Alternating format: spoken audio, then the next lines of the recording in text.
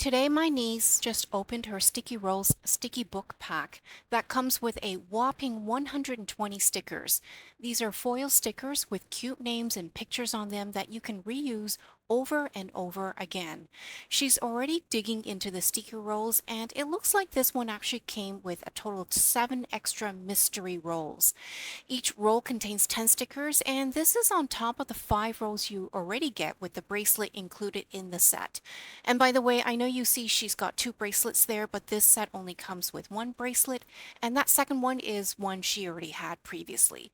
And here she's opening up the book it comes with. It's like a little binder where you can keep track of your sticker collection. There are 50 pages in this book with fun activities, and you can also easily move the pages around by opening the rings and taking the pages out and placing them elsewhere in the book. There's also lots of space where you can stick your stickers on or even move them around.